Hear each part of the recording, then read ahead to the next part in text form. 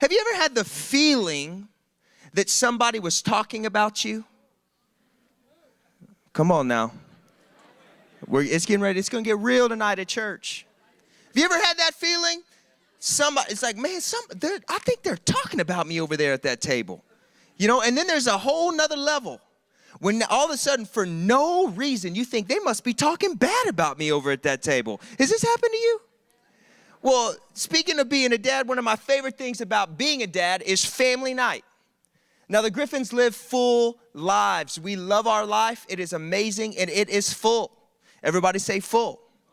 It is a full life, but on Monday night, everything shuts down. It's family night. That is sacred, and the Griffins become exclusive. And if your last name does not start with a G and end with Riffin, we don't get your phone call. We don't get your text message. That's Griffin time. That's family night. And right now, we are on a memory kick. You guys remember the game Memory? Come on now. You had to reach way back, where there's like cards and there's matching cards, and you flip one card over, then you flip another card over, and then you try to match the cards. It gets serious. We have had tears. It has gotten real. This game, it is a serious game at the Griffin house. We're on a memory kick, but there was one in particular family night that we decided to break outside of the walls of the Griffin homestead and go to the one and only outdoor Waco for some bubble tea. Sometimes a man just needs bubble tea in his life.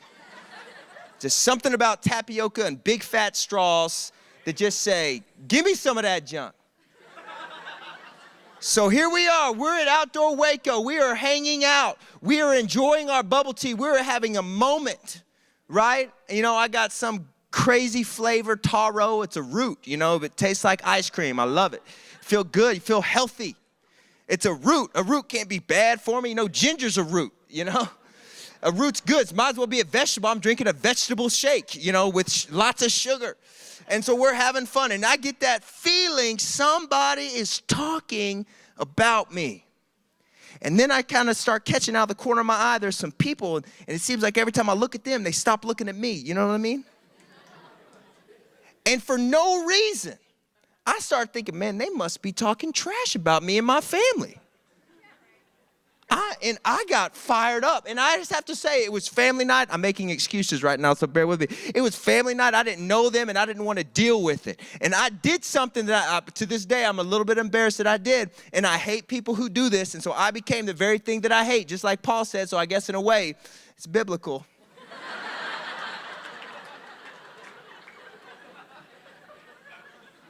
And I took the fight to Twitter. I can't believe I did it, man. I really can't. I can't believe it. I cannot believe it. I took the fight to Twitter, and this is what I tweeted right here. Oh, we don't have it? Nothing like catching people talking about you. Don't be passive. Passive is weak. This is real. I cannot make this up. This is so real right now, okay? Here I am at Outdoor Waco having a shouting match on Twitter. Now, I feel better for a few minutes. You know how this goes. You know, you talk trash on the social media sphere, and for a few minutes you feel big time, you know. I mean, I'm the man, you know. I told them, you know. I told my followers what's up, you know. You talk about me. And then I started realizing, maybe that was not, you know, maybe I just didn't, maybe. And I started reeling a little bit. But unfortunately, the bomb had not even gone off yet because, you see, these people, we're in our college ministry, and they actually were wanting to meet us and not talking bad about us, but they were trying to figure out how they could meet us in a non-awkward way. And of course, they followed me on Twitter. And so they see this tweet come up. Nothing like catching somebody talking about you. Don't be passive. Passive is weak.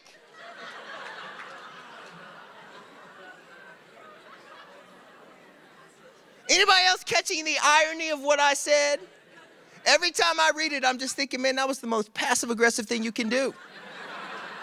And I'm talking about them being passive, you know? And of course, they direct message me.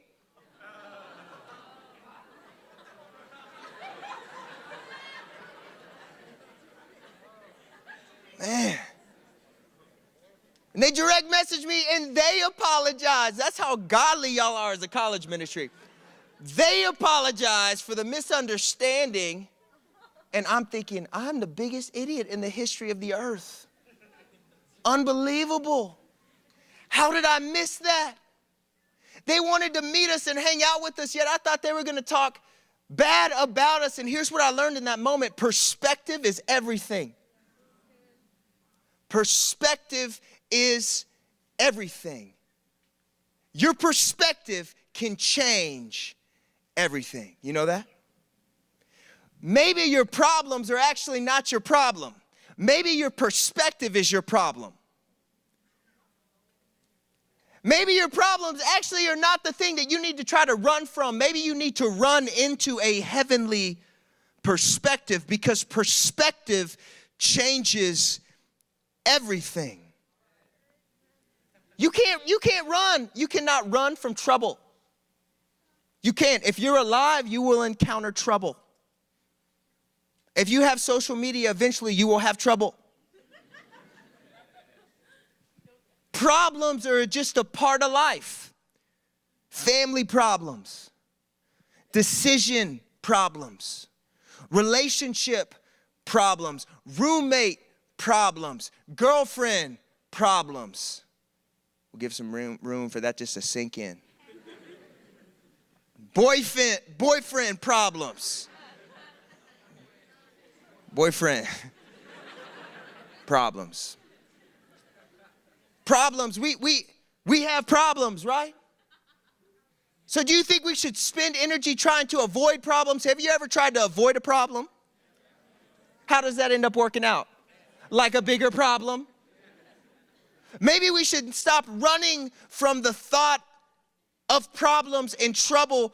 Maybe we should start embracing what is in front of us with perspective of who's with us.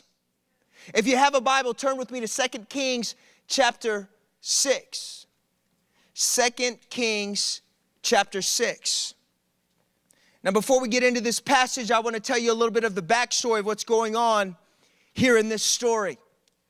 See, 2 Kings chapter 6, we kind of enter into a scene in verse 8 where the king of the Iranians, it's just a fun word to say, the Iranians. Just say it, give it a try. The Iranians. And this kind of make you feel tough saying that? The king of the Iranians was trying everything that he could to attack the people of Israel. He was doing everything that he could. He would stage these kind of stakeouts for ambushes, and when they would send their troops, and the Bible says in such a place. I love it when the Bible says stuff like that. You know what I mean? You read it through and it says the king of the Iranians told his troops to go to such and such a place. Is that the best we got, you know? And he would tell them to go to this place, and then there's this little problem. This bro named Elijah, okay? Elijah was the prophet, old school prophet, old covenant. Okay, you know what that means? It means that God would apprehend a homie and he would speak through that dude. All right? It's not like you learning how to hear God. Okay, this is like God takes over, prophesy. This is old covenant crazy stuff. So Elijah was hearing from God what the Arameans were trying to do. And he would tell the king of Israel, hey, don't go to such and such a place. because the Iranians are there and they're going to try to ambush you and defeat you. So they would avoid it. Now, it got to such a degree that in verse 11, literally, the king of the Iranians said to his officers, all right, fess up. Who of you is actually on their team? Because this is crazy. This is actually what it says. In verse 11, it says, will you not tell me which one of us is on the side of the king of Israel? And this is what they say. None of us, my lord the king, but Elisha, the prophet who is in Israel, tells the king of Israel every word you speak, even in your bedroom. Probably a little vulnerable in that moment when the dude said that. For real. I'm just saying. He was probably married. Awkward. So this is where we pick up the story. Verse 13, throw it up on the big screens for me. It says, go find out where he is. This is the king of the Iranians speaking, and he here is Elisha. Go find out where he is, the king ordered, so I can send men and capture him. Report back to me. Goes on to say, he is in Dothan. Then he sent horses and chariots and a strong force there. And they went by night and surrounded the city. And when the servant of the man of God got up and went out early the next morning, an army with horses and chariots had surrounded the city. And this is what he said. Oh no. I love that. Oh no, my Lord. What shall we do? Have you ever said that? Have you ever had that moment where you say, oh no, what shall I do? I've had that moment before. I've had that moment a lot. Had that moment today. I'll have it, yes, I'll have it tomorrow. So will you. I'm not being accusatory. You're not supposed to call people out like that when you're preaching, but I'm just saying, you will say that tomorrow. Oh no, what shall I do? Because that is a question that every human asks, because every human has what? Problems. And when you're faced in the middle of a problem, we ask exactly what Elisha's servant asked. Oh no, what am I supposed to do? Where do I go from here? You know, there's been so many mornings I've woken up with a pit in my stomach because of the problems that I have gotten myself into. One story in particular, I was a Baylor student and I had absolutely, intentionally, on purpose, cheated on a test. Y'all tried to throw shame on me with that, but I just rejected it.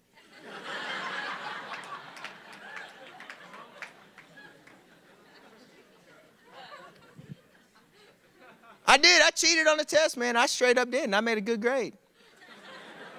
And I got away with it. And I tried to let it roll because nobody caught me and nobody saw me.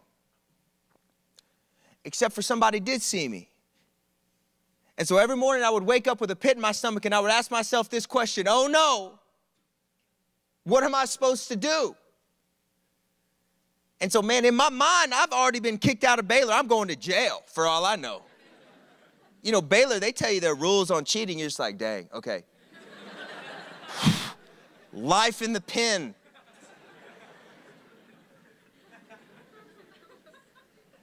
Man, I'm just completely wigged out. I'm so nervous. I'm so scared. And I've got this pit in my stomach. And I know exactly what I need to do because when I said, oh no, what shall I do? Guess what? God answered me. Bummer. He's like, you need to go tell your professor. I'm like, anything but that, Lord. And so I go to my professor's office and I am just absolutely terrified. I'm shaking, fear and trembling, weeping. I'm not putting on a front trying to get off. I am that scared. And I said, sir, I cheated on this test. I looked at my neighbor's paper. I got away with it.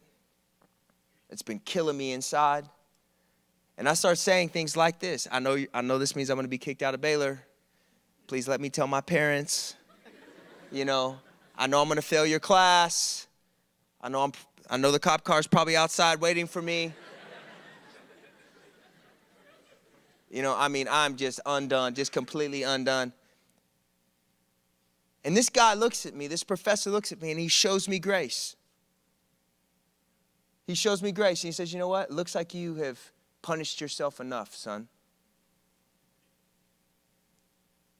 It's like, don't worry about it. You're free. Don't worry about it. And immediately, all of that pressure and that knot in my stomach just went, it just lifted, right? That problem had an end. And I love it when problems have ends, but guess what? Not every problem has an end. There's been some things in my life that don't have that quick, gracious ending.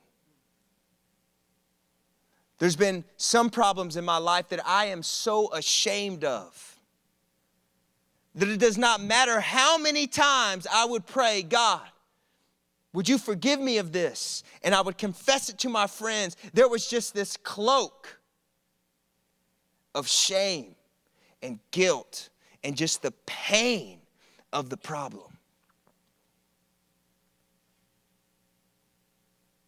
And in a way, I really think that this is how the servant of Elijah felt right here in this moment. He just woke up and all of a sudden his death was imminent.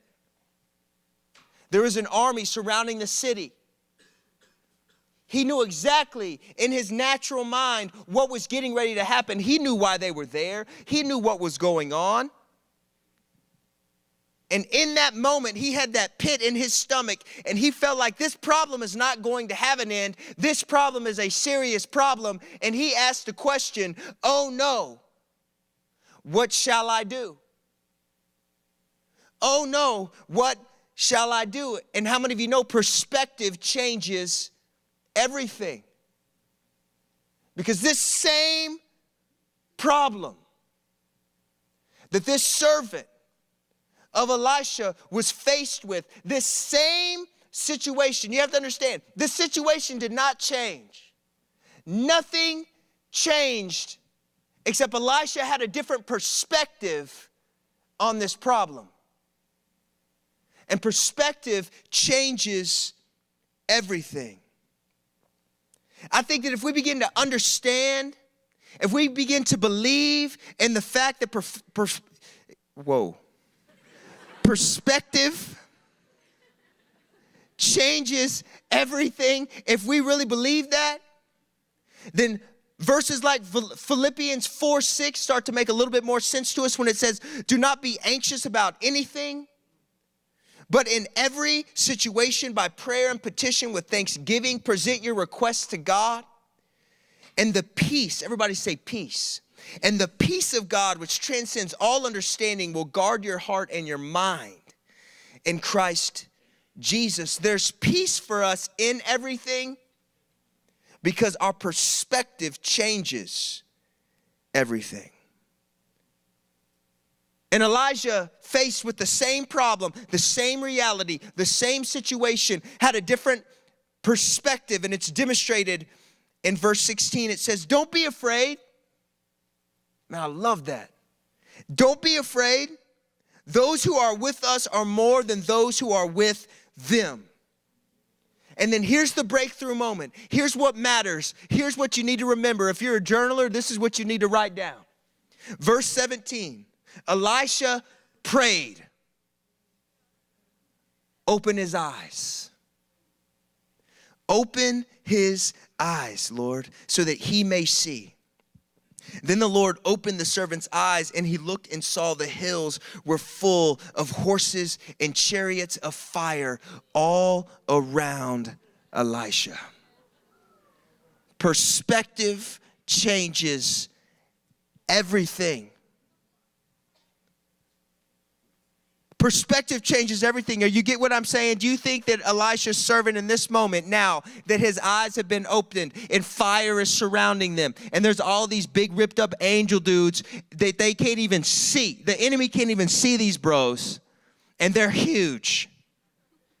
All of of the sudden, do you think he's filled with fear about his problem, hopelessness about his problem, anxiety about his problem? You think he's trying to find his own answer, trying to find a way out of the city? No, because his perspective of the situation, now that he saw with the eyes of faith, with the eyes of heaven, that God had opened his eyes, his problem all of the sudden became manageable, because it wasn't up to him to try to figure it out. It was just up to him to do what God was asking him to do in the middle of what looked like a problem. Maybe our problem's not the problem. Maybe our perspective on the problem is the problem.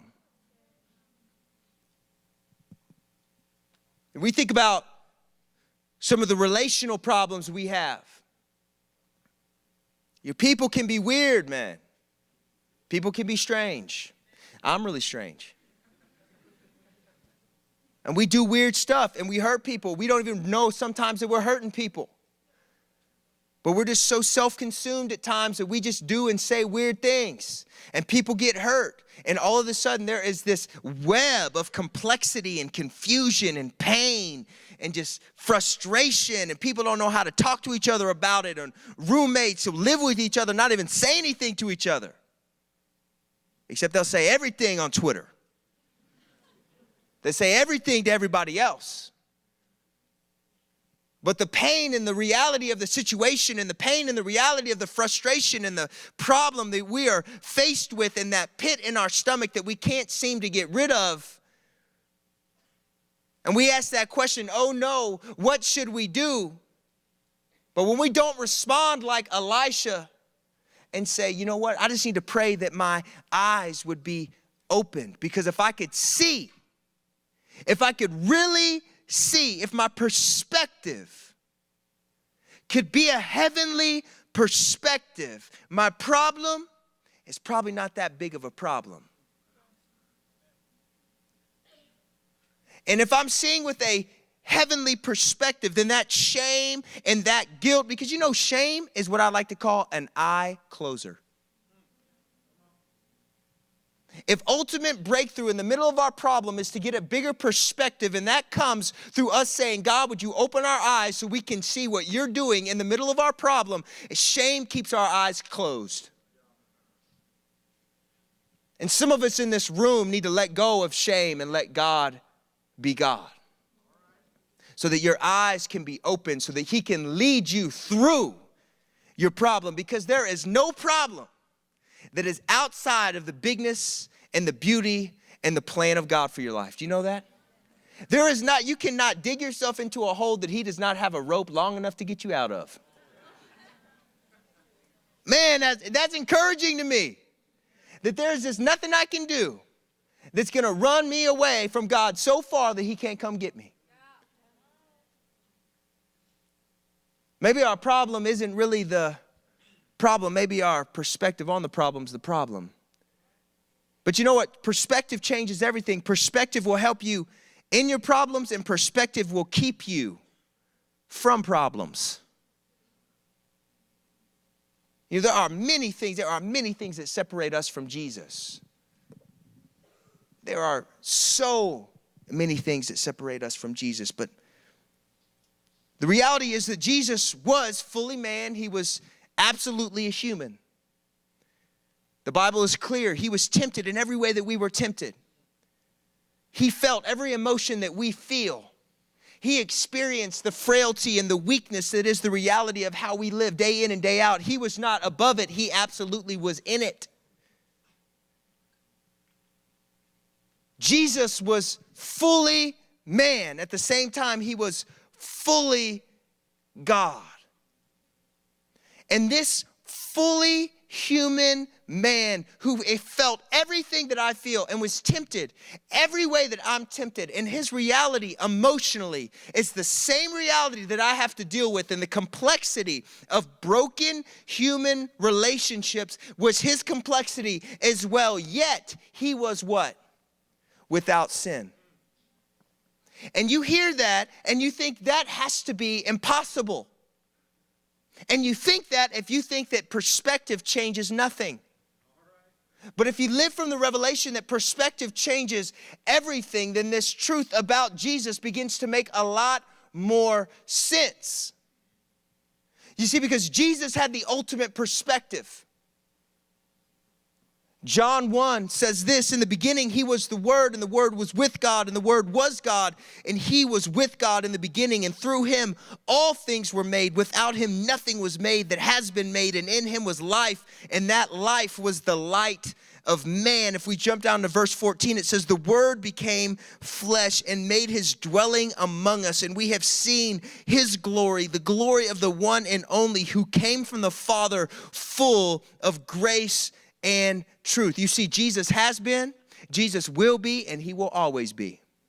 He was around when everything started, and he will be around when everything ends. Jesus is the beginning. He is the end. He is the Alpha and the Omega. Those are fancy words for the beginning and the end. You probably heard that. Some of you didn't grow up in church were like, thanks for saying that, because I had no idea what you're talking about with he is the Alpha and the Omega. People get those tattoos, you know. The A and the Omega, and it's with a little Christian fish. You probably have one on your foot. I'm just saying, it's Baylor. The home of the foot tattoo, Baylor. I'm a rebel with my socks off, you know.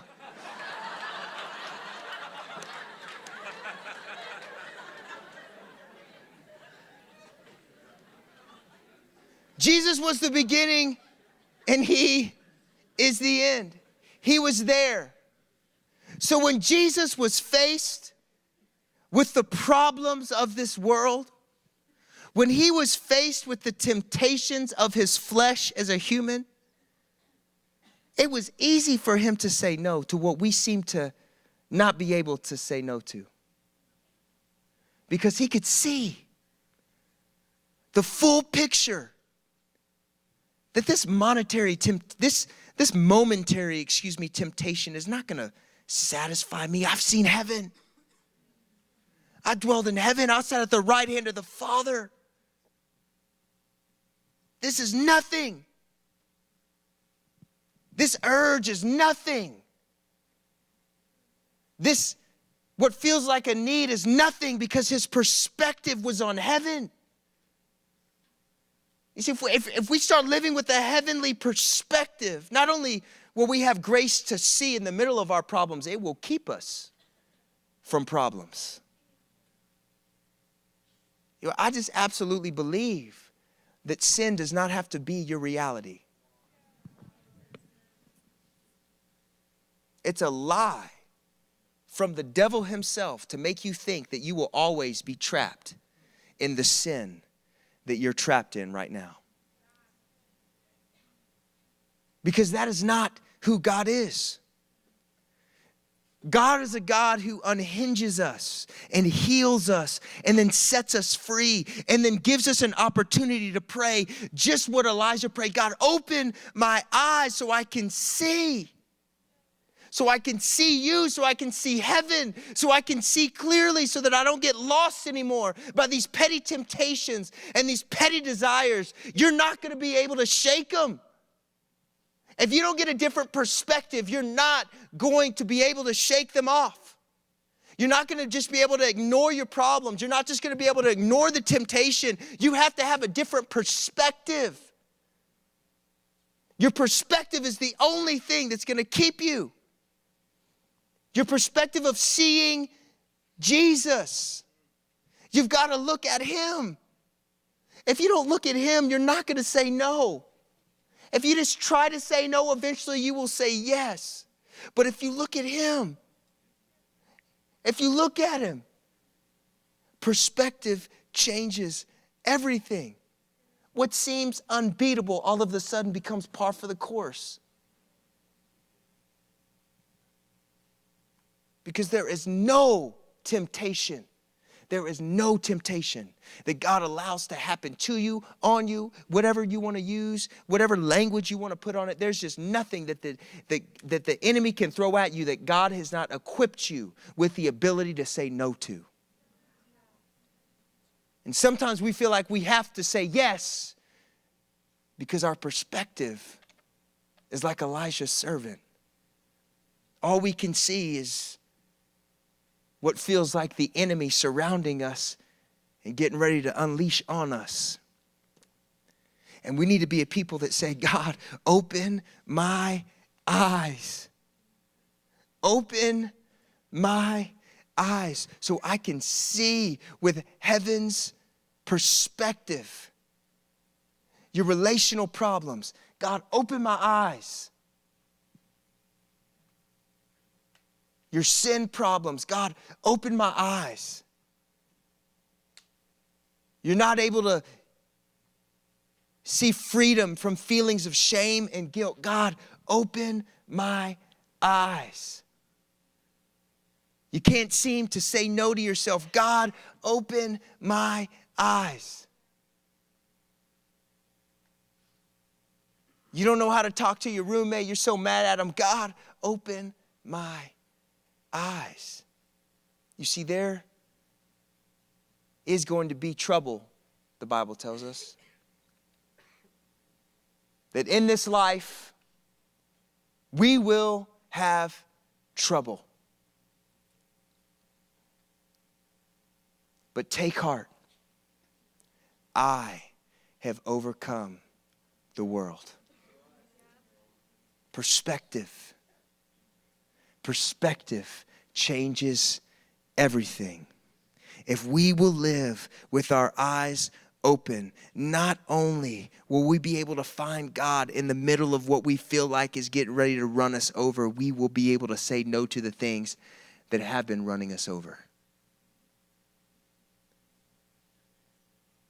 Let's be a people that see with heaven's perspective. Let it be said of us that we do not allow our problems to take us away from a Philippians 4 reality. That we are to be anxious about nothing. Let it be said of us that we would be a people that our eyes are so fixed on the face of Jesus that when temptation of the flesh begins to boil up within us, that we have no problem saying no. Because our perspective allows us to see that satisfaction is not in this momentary, monetary, whatever Terry it is. You know what I mean? But it's in Jesus. It's in Jesus. Your perspective changes everything. You believe?